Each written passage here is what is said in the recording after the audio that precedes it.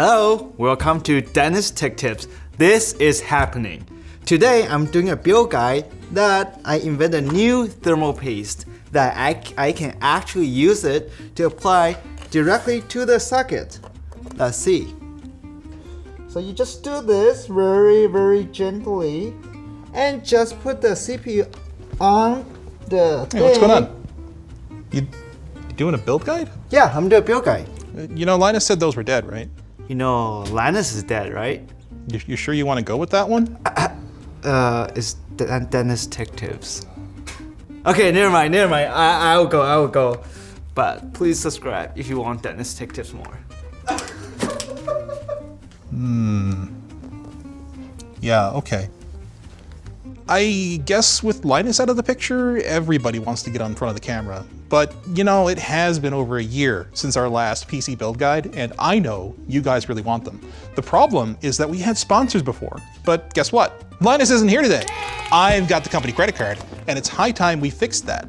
So, let's get cracking to build the best bang for buck 1440p 60 FPS gaming experience we can muster without triggering the fraud alert. He won't know what hit him.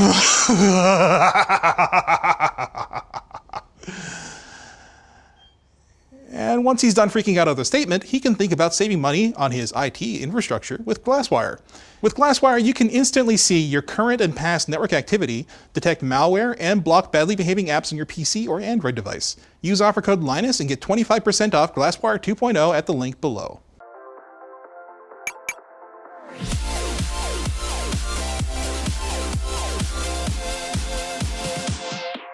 Now, before we get our hands dirty, we should first make sure that our hands are clean and static free. We can do the former with some soap, but the latter will require being grounded. Now, some veteran builders will tell you that if your environment is humid, ESD isn't a great danger, especially with today's thicker PCBs and protection circuitry. And this is true to some extent, so in a pinch, simply touching something metallic that's got a path to ground regularly will do.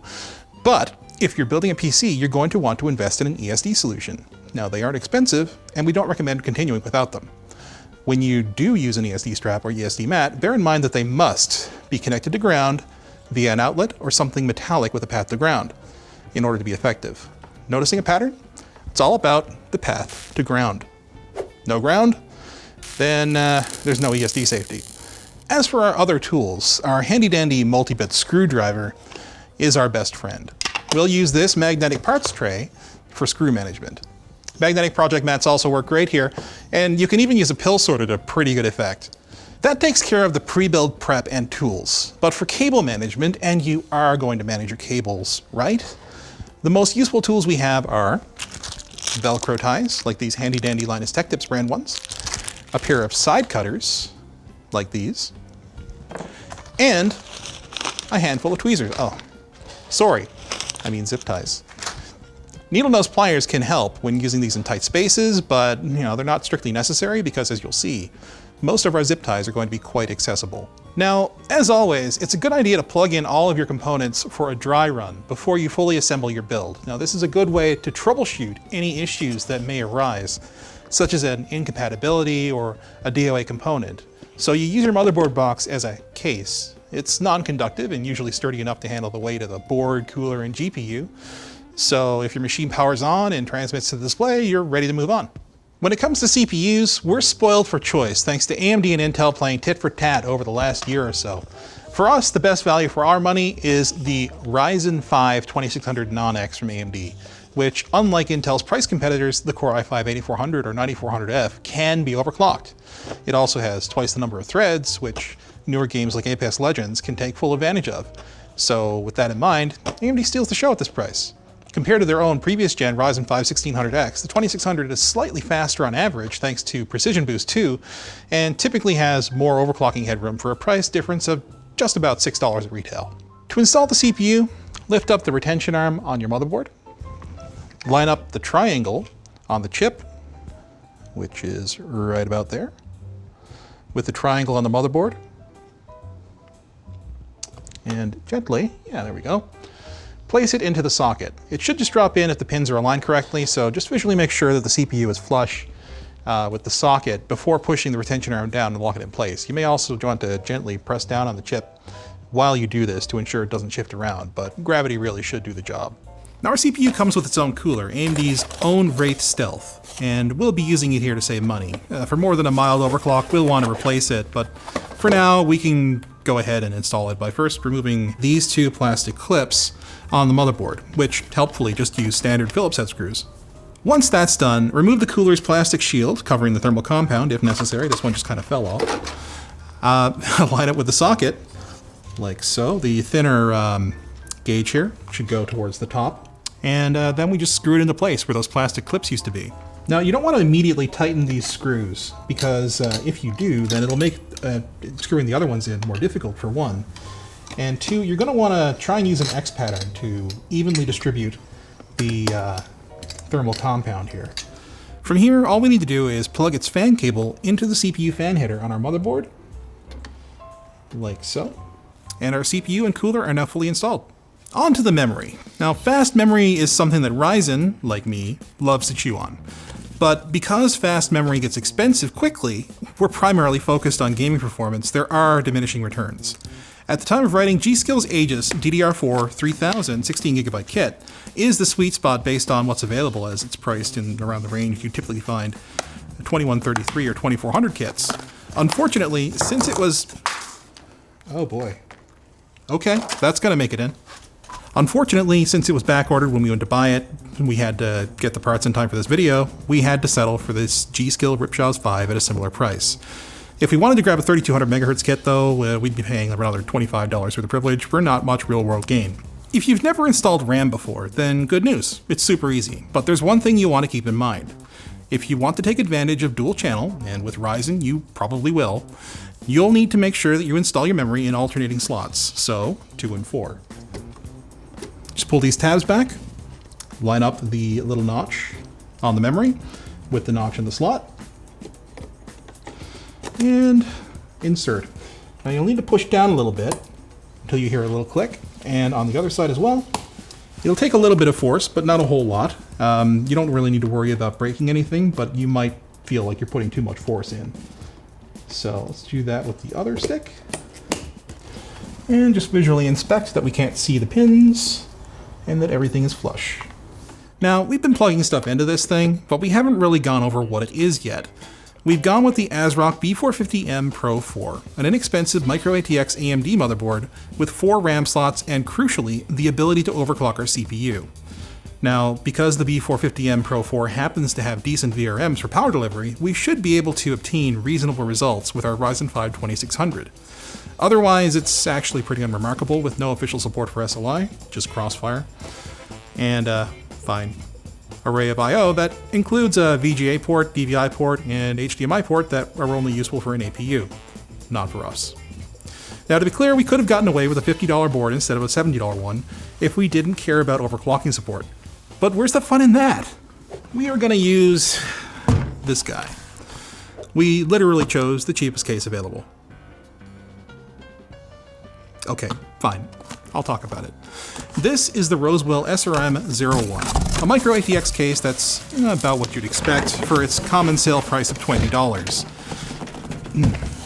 Difficult to open box, for one. Doesn't weigh anything. Oh, what is going on here? So, for $20, you get a case that weighs nothing with very dated aesthetics. It's got a single underside dust filter, limited cable management, a single front USB 3.0 port on the side, with the rest being 2.0. This thing is not going to be easy or fun to build in. But that's not the point of this build, is it? The point is to get the best bang for the buck, and if it doesn't improve performance, we're just going to have to live with it. Thankfully, we do have thumb screws. One thing that it does have is this drive tray, and yes, that is what it is. So if we take out these two screws here, one on the bottom and one towards the top, like so. Haha, it swings out of place. So yeah, we can get a GPU in here if we want to, which we'll have to. So this gives us all the room we'll need, although just barely. Now before we move on, we need to get the case ready to actually work in. First, we'll need to use these thumb screws to take off both side panels. Yes, the rear one too, and yes, they actually gave us thumb screws on the rear. With that done, we'll remove the front panel. So we need to grip this little slot down here and just pull outward. If there's no latch, it should just pop right off. And from here, all we need to do is just pull these cables through gently. They aren't held in with anything, they're just routed right through. Now, there's not much in the way of cable management on this front panel. There's nothing particularly special about it, but it does have these screws with wide rims that hold everything into place. So, we're going to want to take this one off next to the LEDs, and that'll free them up, but we don't want to remove them. What we want to do is take these for the power and reset switch and route them down with them. And from here, we'll want to take the LED wires and pull them through here until they're about the same length and loop the slack like that. What we can do from here is replace that screw, and that has all of our front panel connections at pretty much the perfect length to reach our motherboard. As for the USB 2.0, front panel audio, and USB 3.0 cables, these are relatively easy to figure out. What we can do is just push them through here, and then out through this cable management port for the power supply. Can be a little bit tricky because these wires are thick, but once we get it through, we'll route our front panel back through and close it back up. Should just snap on once you get the posts aligned. And there we go. So why did we go through the effort of doing that? So doing it this way means that our cables have just enough slack to go where they need to go without having any extraneous length that we need to deal with later on for cable management, which will be a chore. Speaking of the motherboard, we can't celebrate yet because we still need to install that. And this is where we run into our first real problem with cheaping out on the case. If we look in this baggie here, there are actually only 6 brass standoffs included. There are no other standoffs, and our motherboard has 8 mount points. That means we're going to have to choose where we need the most support. So, we need to determine where, and this is why people don't like wearing ESD straps. In this case, it looks like we're going to need the most support in the top left, the top right, everything in the middle, because that's where our GPU is going to go, and probably the bottom middle here where our front panel connects in. And unfortunately, that means the rest of it is going to have to hang loose, which means the bottom right here, bottom left, and the top middle are going to sag a little bit if you try to put any pressure on them. So, with that mapped out, in the standoffs go. Now, if you do decide to use a screwdriver for these, be very careful because these are made of cheap brass, and this is very thin steel. It will strip, and you're going to have a bad time. Better to just use your fingers to tighten them. You know what, I probably should do this with a screwdriver. Once we're done with that nonsense, we won't forget our I/O shield, which snaps into place from the inside, but we want to make sure that it's oriented correctly. In this case, the audio ports will be on the bottom. Now we can finally get our motherboard installed for realsies. Now, a pro tip for anyone building in an older design case like this, install your front panel connectors now, while the motherboard is still outside the case. This little lip down here is going to cause so many problems if you try to do it afterwards. Now you'll want to check your motherboard's manual just to see where everything plugs in, but typically the power switch is going to go into the top right. The reset switch will go right beneath that. And then hard drive power, that'll go next to the reset switch to the left. Positive usually is to the left, which I believe, yep, that's what the silk screen says. And we'll do the same for the power switch, or power LED. All right, so with our front panel installed, let's get our motherboard in. So we'll get it down under here, hold this out of the way so it doesn't get trapped underneath, and line it up with our I/O shields. So if we align this laterally, you'll see the brass standoff show through, which will tell you that you have all of your standoffs in the right positions. So since we can see them, we can count them to make sure we have them all in the right spots. So we have 1, 2, 3, 4, 5, 6. So with the standoffs aligned to the screw holes, we'll take these fine threaded screws and screw it down, starting with the center to keep everything aligned. Don't mind me, I'm just going to keep screwing these in for the rest of time. Ha-ha! Yeah. I done f***ed up. This is such a pain. Do ya remember how I said you should plug in the front panel before you put the board in? Did you forget to? I forgot to put in these front panel connectors, eh? Oh, yeah. Oh. And then I forgot my own advice about lifting this stupid cable out of the way. There we go. Now let's get those screws back in. Okay. That was a lot of work just to get the motherboard in. But the fun's only just begun because we haven't gotten to the power supply yet.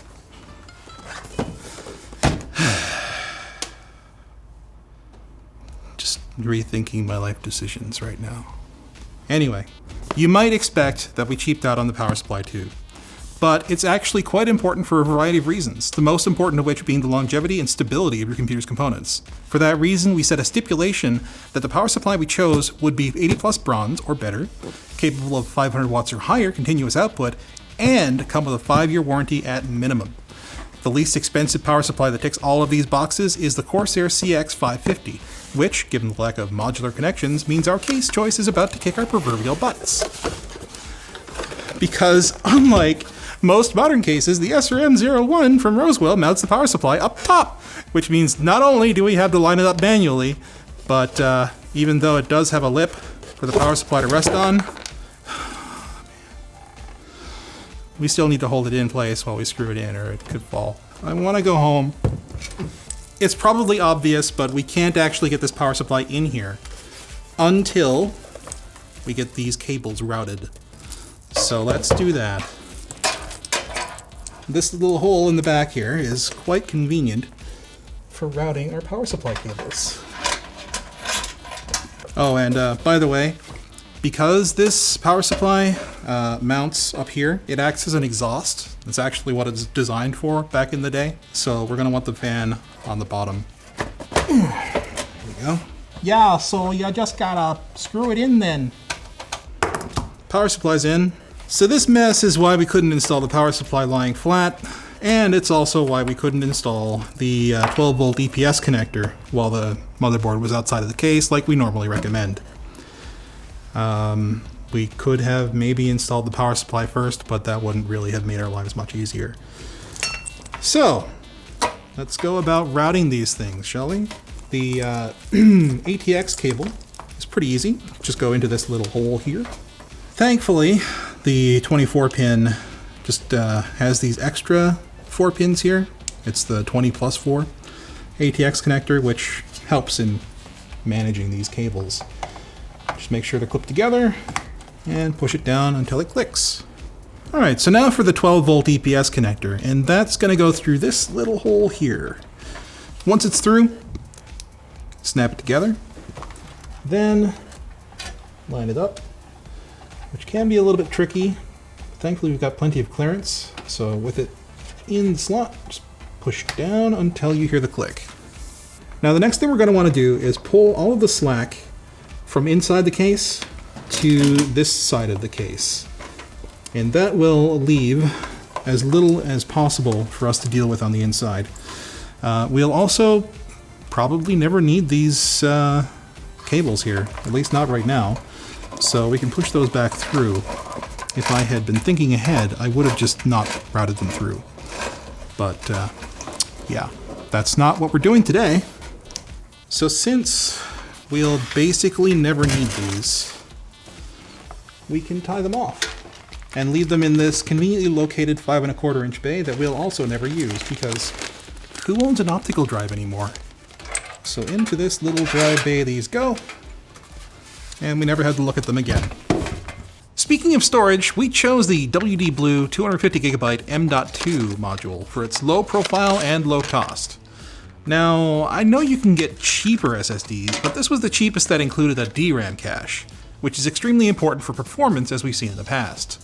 Now to install the module, we're going to have to find the M.2 slot on the motherboard for our drive. The problem is that the one in the center of the board here, labeled Ultra M.2, is only for NVMe, meaning that our SATA SSD needs to go in the other slot, which is conveniently located down at the bottom right of the board. So we'll line up the notches on the end of the module with the key on the slot, and it should go right in. We won't see any more pins. So we can then take this retaining screw, screw it down, and we're nice and secure. You'll notice that it covers up the bottom middle motherboard screw, which is why we didn't install it before. Now, 250 gigabytes of solid state storage isn't enough for everything we want to run on this machine. I mean, individual games commonly can be up to 50 gigabytes or larger these days. I've seen some that are like closer to 100. And that's why we've got this 2 terabyte Seagate Barracuda, which critically is a 7200 RPM drive, meaning that while it's more power hungry than the slower 5400 RPM options, we'll be loading our games more quickly. Plus, since it's an older model, it's just as cheap. Now, we've got a couple of options for mounting the drive, and neither are very good. The first option is to just install it into the bottom of the 5¼ inch bay, where a guide rail is provided, but unless you have a long neck screwdriver, you're just not going to get a solid mount. With that in mind, we'll be mounting to this. Yes, I am serious. Now, the manual says to mount the drives here with their connectors facing the rear of the case, like this, but we'll get much cleaner cable management if we mount it like this, with the connectors facing the front. We can hide those cables through the front panel or via the 5¼ inch bay. In case you're wondering, yes, we could mount the drive or second drive to this bottom half here, but that would interfere with our GPU's PCI Express connectors when we go to install them, as you'll see. Speaking of connectors, now it's time to cable manage this thing. We've been kind of doing that the whole time, but now that the drive is securely mounted, it's time to tidy up the cabling in preparation for the GPU, which will be the last thing that we install here. And of course, we need to get the drive wired up. And yeah. You know, if I were thinking more clearly, I probably would have done the cable management before the drive, but you know what? Yeah. Since our Velcro ties are actually too big for the loops that are provided here on the case, I'll go ahead and run these now, and then cable management them afterwards, just to tidy things up. Thankfully, we only have the one that we need to run. I don't need this to be hanging out here either. I'm not very good at this. Remember that SATA cable chain that we left out? At this point, this is where we need it. Going to cross it over like this with one of my handy dandy tweezers. Clip this off, or not. There we go. And now, we've got just enough length. Ooh, that hurt. To feed it down through this hole here. It's a little difficult to see. There we go. As a bonus, we can fish this up through that same hole. And we can send it out through here. But then we can go back down here with the rest of the front panel cables and plug directly into the motherboard. Then we can close it back up. Now we have a fully connected drive with basically no mess. So taking care not to cross over any cables, we'll slide our USB 3.0 header into here and plug it directly into the board. Like so. I kind of hate those connectors, but we will have to pull the slack back out, but gently, because these connectors have a tendency to either break or pull loose with very little force. So with that done, now we can start tying these up. Now this step isn't terribly important, but it's important to me. Flatten out a little bit. All right, so we need both of these, but we only need one of them to have all of their connectors. So we can tie one of these back, just for the sake of neatness. So then we can fish both of these through here. Then I can tie this down, like so. Now I need to figure out what to do with this guy. That'll at least keep it in place, more or less. Although I would really like another cable management point. Now, one thing you might notice is that it actually isn't flush with the sides of the case, but that's not actually a bad thing, because our panel has this nice big bump on it, which lets us just slide it on. Okay, and the front looks pretty clean too. which is a good thing because now we need to install our graphics card. Now our goal for this build is a 1440p 60 capable machine, so for that, we're turning to the GeForce RTX 2070 gaming OC card from Gigabyte. It's about $12 or 3% more than the standard gaming card, but it's clocked a good 7% higher, which means it's a trade-off worth making in the pursuit of absolute best price to performance, at this budget anyway. And yeah, let's get this in. To install our GPU, we're first going to need to break off these tabs that cover the PCI Express slots. Now, this is a hallmark of cheaper cases and nothing to be concerned about. You can just gently stick a screwdriver in here, like so, to kind of get it out of position. And then you can just kind of bend it up and down a few times, like this. And they just break right off. Now, we already have most of ours free, because I did do a test fit in this, but for you guys, you're going to have to pry these free. So once the slots are free, it's time for the main event. Now, the first thing we should do is make sure that the tab on the back of the slot is in the down position. It was already there, but if it's up, just push it down. That will unlock the retention clip for our GPU, which can go in like so. Now, one more thing to note, this case has basically no room back here. Install your PCI Express power connectors first before you do anything else. Now, angling this in is a little bit tricky in a case like this, but once you have it aligned, all you need to do is give it a little press until you hear the click. Now all we need to do is screw in our retention screws.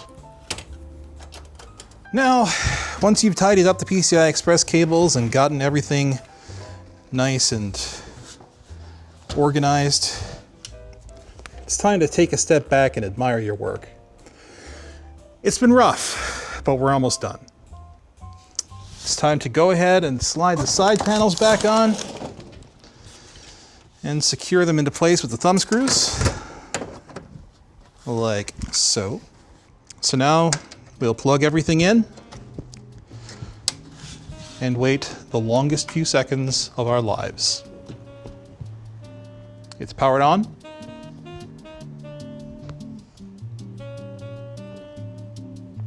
Will it post? Oh, keyboard lit up. Yay, ASRock. Helpfully, ASRock shows you exactly which key to mash. So we just mash delete, or you can hit F2. Now, most of this stuff in the BIOS, we'll probably want to leave at defaults for now.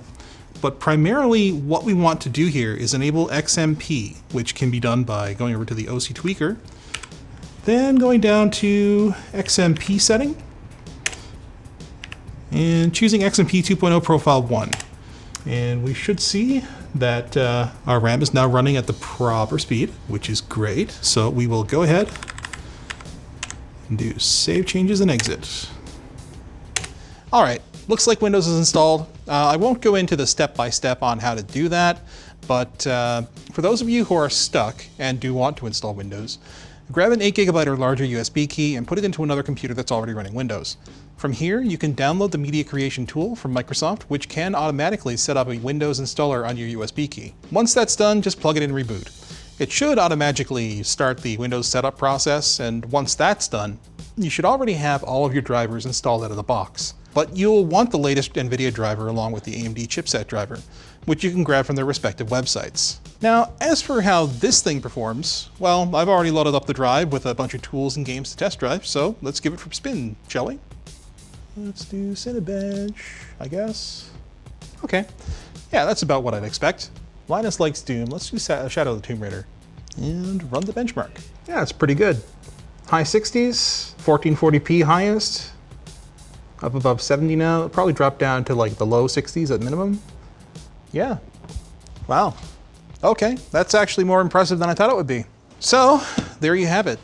An unassuming box, well wired, and filled with nothing but the best bang for buck components you can get for $1,000 or less.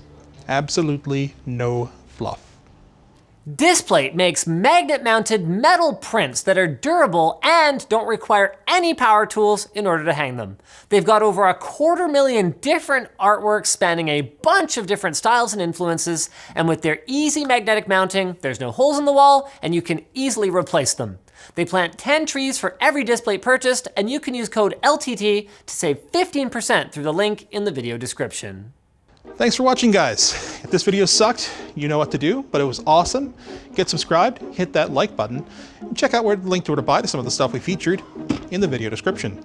Also linked in the description is our merch store, which has cool shirts like this one, and our community forum, which you should totally join. Also, let me know, do you guys want to see more of us writers being in front of the camera more often, or would you rather Linus, or would you rather some kind of combination of the best of both worlds? No more Linus! Yeah, we win. Linus is retiring forcibly.